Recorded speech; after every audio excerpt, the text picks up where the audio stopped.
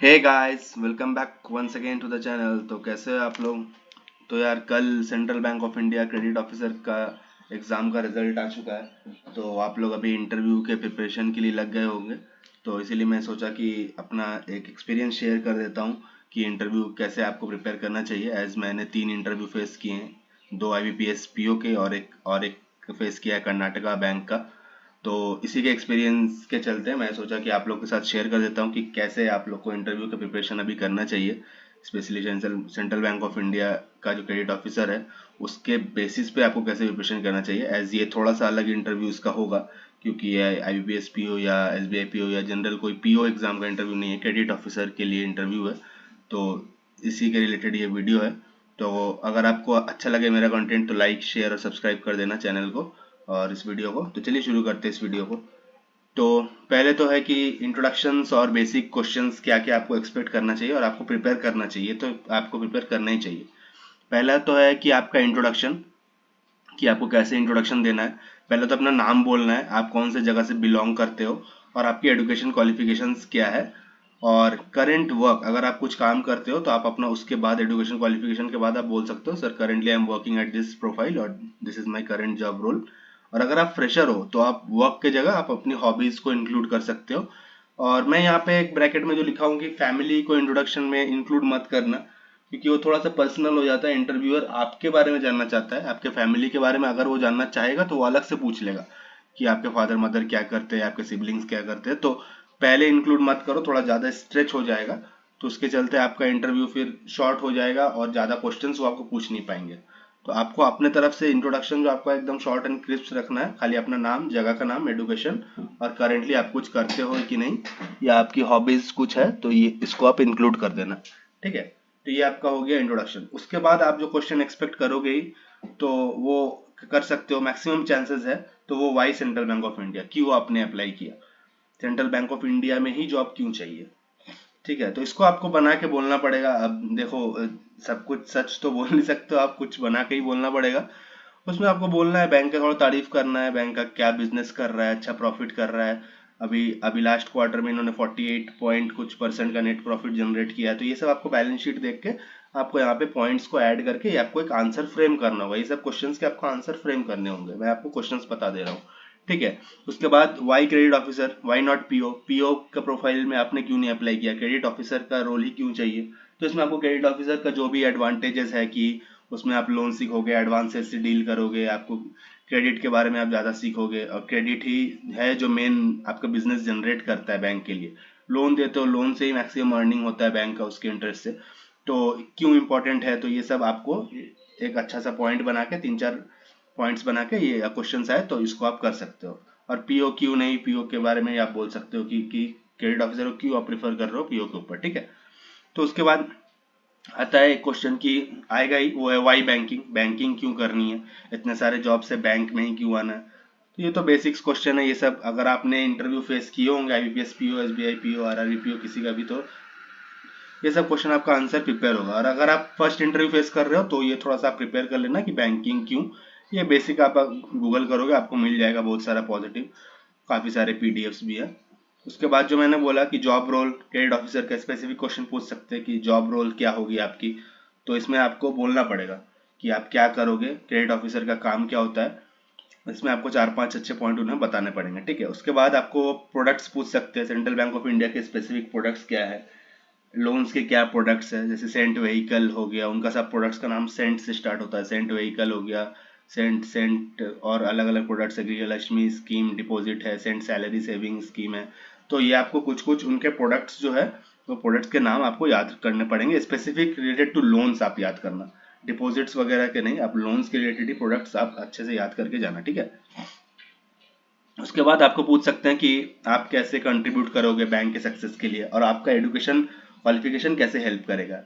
कि आपने बीटेक करा है तो बीटेक कैसे हेल्प करेगा बैंकिंग में, आपने बीएससी किया है, बीएससी कैसे हेल्प करेगा, बीए किया है वो कैसे हेल्प करेगा, एमबीए कैसे हेल्प करेगा। तो ये आप थोड़ा सा एजुकेशन क्वालिफिकेशन को भी अपना जो आपका जॉब रोल होगा उससे उसको मिला के एक अच्छा सा आंसर फ्रेम करना। ठीक है, उसके बाद एक क्वेश्चन है जिसका आंसर काफी कैंडिडेट्स ब्लेटेंटली बोल देते हैं कि नहीं, कि अगर आपको अच्छी अपॉर्चुनिटी मिल गई, सपोज आपका आरबीआई में जॉब हो गया, एसबीआई पीओ में हो गया, नाबार्ड में हो गया, सेबी में हो गया, कहीं भी हो गया, अच्छे बैंक से अच्छे ऑर्गेनाइजेशन में, तो क्या आप सीबीआई छोड़ दोगे? ये आपको क्वेश्चंस पूछेंगे। तो उस टाइम क्या होता है कि हम कैंडिडेट्स रहते हैं, हमें तो अब हमारे पास कोई जॉब है नहीं, हमें जॉब चाहिए अभी स्टार्टिंग में, तो हम बोल देते नहीं सर कुछ भी हो जाए मैं सीबीआई में ही रहूंगा, ये रहूंगा। तो ऐसा नहीं बोलना है, थोड़ा सा आपको डिप्लोमेटिक प्ले करना है यहाँ पे, क्योंकि देखो आपको वहाँ पे बोलना है कि सर अपने कैरियर में सब कोई ग्रो करना चाहता है, अगर मुझे अच्छा अपॉर्चुनिटी कल को मिला तो मैं डेफिनेटली कंसिडर कर सकता हूँ उसको। ठीक है, तो इसमें आपको डायरेक्टली बोलना है, इसमें आपको झूठ नहीं बोलना है, क्योंकि उनको ही पता है कि अगर अच्छा अपॉर्चुनिटी मिलेगा तो बच्चे नहीं रहेंगे, वो चल जाएंगे। ठीक है, तो यहाँ पे आपको थोड़ा सा उसको डिप्लोमेटिक वे में आंसर करना है, डायरेक्टली नहीं बोलना है कि नहीं सर मैं कहीं नहीं जाऊंगा, तो उनको ही पता चल जाएगा कि नहीं ये झूठ बोल रहा है। ठीक है, तो आपको बोलना है कि सर अगर अच्छा अपॉर्चुनिटी मिला और मेरा सिचुएशन अच्छा रहा तो मैं डेफिनेटली उसको कंसिडर कर सकता हूँ। ठीक है, तो इसको थोड़ा सा अच्छे से आपको फ्रेम करना है, डायरेक्टली नहीं बोल देना कि नहीं सर मैं तो नहीं जाऊंगा, मैं सीबीआई में ही रहूंगा, तो ऐसा नहीं होता है, थोड़ा सा अच्छे से फ्रेम करना आंसर को। उसके बाद सेंट्रल बैंक से रिलेटेड आपको पूछेंगे कि टोटल नंबर ऑफ ब्रांचेस कितना है, एटीएम्स कितना है, या रीजनल ऑफिस, जोनल ऑफिस ये कितने हैं, और आपके सिटी या स्टेट में कितने ब्रांचेस है, कितने एटीएम है, आपके घर से नियरेस्ट कौन सा ब्रांच है, तो वहाँ का उसके बारे में आपको थोड़ा सा वहाँ पूछ सकते हैं। ये सब थोड़ा सा स्टैटिक इन्फॉर्मेशन है जो आपको अच्छे से करना पड़ेगा। फिर एमडी सीईओ कौन है जो अभी रिसेंटली चेंज हुआ है। ठीक है, तो एमडीसीओ जो चेंज हुए उनका नाम, और फिर बोर्ड मेंबर्स कौन कौन है सीबीआई में, एग्जीक्यूटिव डायरेक्टर कौन है, बोर्ड मेंबर्स कौन कौन है। ठीक है, वो सबसे रिलेटेड। फिर जो अभी करंट एमडीसीओ सेंट्रल बैंक के वो आईबीपीएस के भी हेड है। ठीक है, तो वो सब आपको थोड़ा सा पढ़ना पड़ेगा, सीईओ के बारे में भी थोड़ा सा इन्फॉर्मेशन अच्छे से पढ़ लेना, बोर्ड मेंबर्स कौन है। उसके बाद सेंट्रल बैंक ऑफ इंडिया का बैलेंस शीट बहुत इंपॉर्टेंट है, उससे क्वेश्चन आएगा ही आएगा कि नेट प्रॉफिट कितना हुआ, नेट एनपीए कितना चल रहा है, ग्रॉस प्रॉफिट कितना हुआ, कितने का लोन दिया, कितने का सेविंग से इंटरेस्ट जनरेट हुआ, कितने का हमने ये दिया, और ये सब बहुत इंपॉर्टेंट है। तो बैलेंस शीट ऑफ सीबीआई आपको अच्छे से करना है।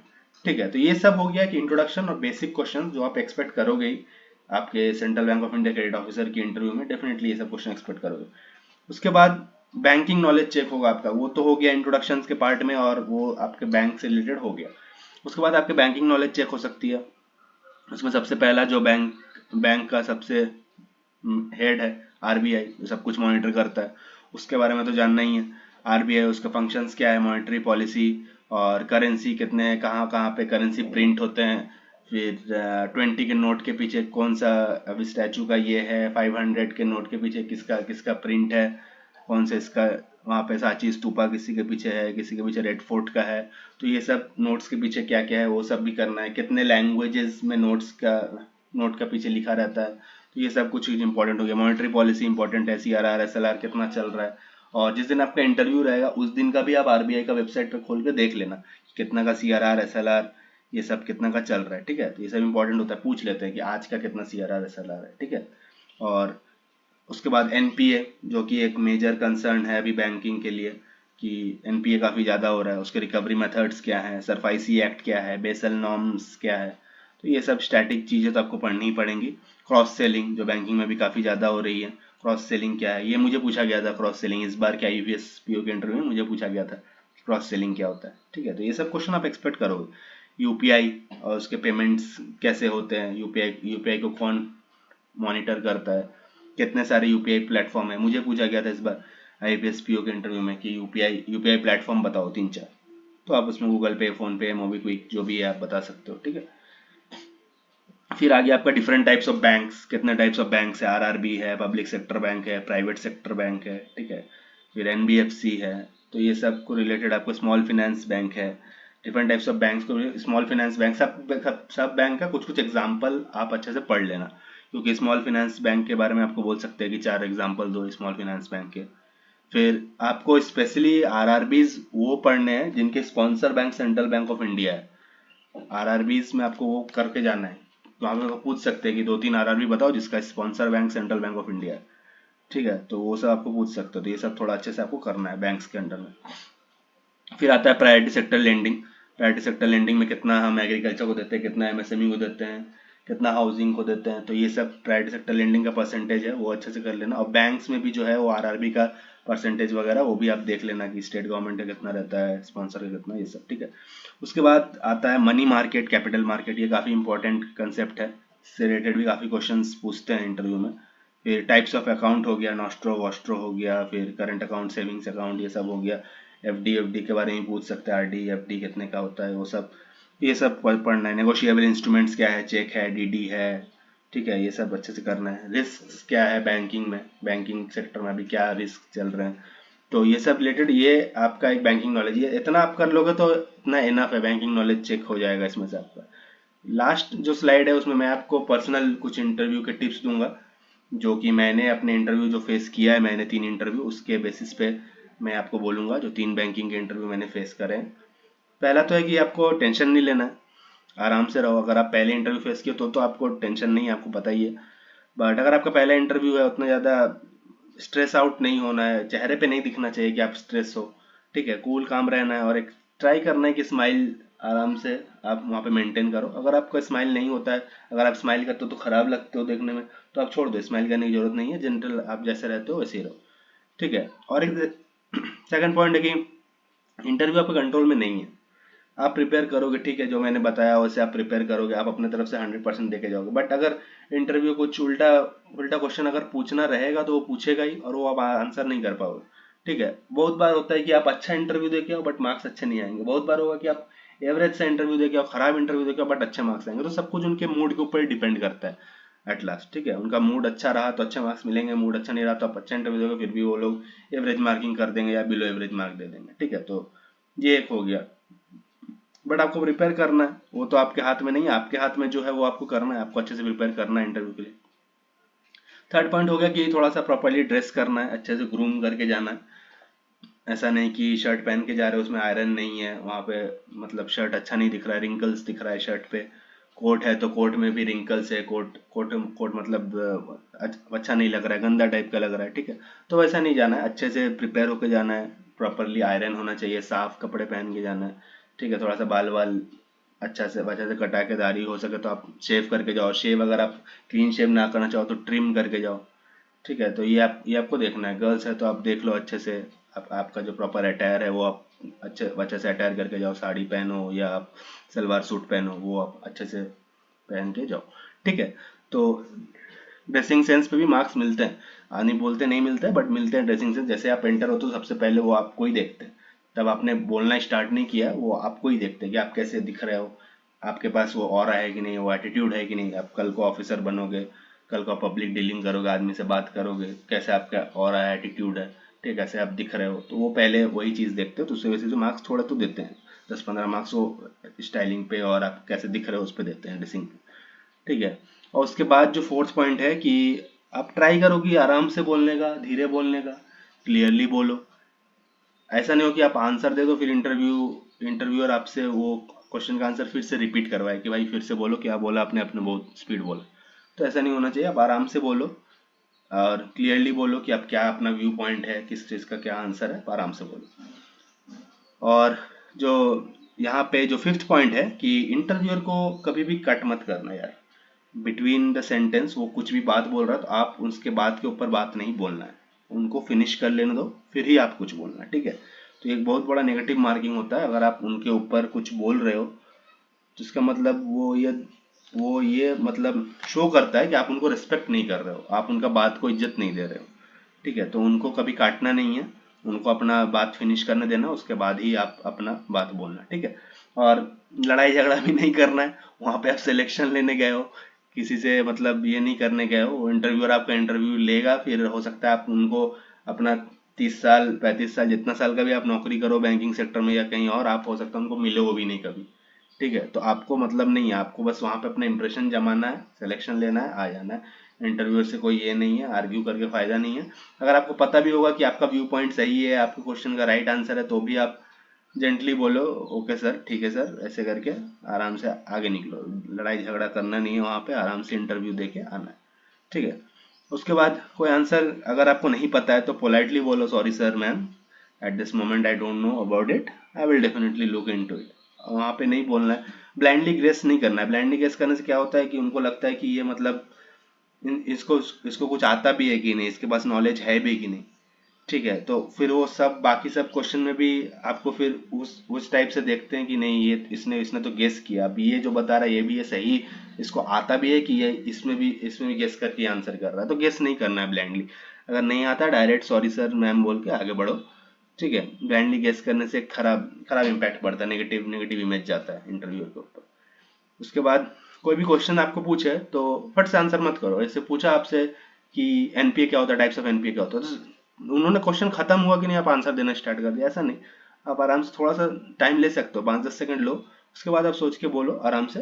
तो इससे उनको भी लगता है कि आपने क्वेश्चन को सुना, फिर समझा, फिर आंसर दे रहे हो। ठीक है, ज्यादा हड़बड़ाना नहीं है, आराम से आंसर करना है, कोई हड़बड़ी नहीं दिखाना है। वहाँ पे आपको टाइम देंगे, सबको 10-15 मिनट का इंटरव्यू लेंगे ही वो। ठीक है, और ट्राई करो कि आई कांटेक्ट मेंटेन करने का सबसे, बट आपको घूम के आना है जिन्होंने आपको क्वेश्चन पूछा। सपोज चेयरमैन सर ने आपसे क्वेश्चन पूछा और बोर्ड में 5 मेंबर है, तो अपने चेयरमैन सर ने क्वेश्चन पूछा, तो आपने चेयरमैन सर से आंसर करना स्टार्ट करा।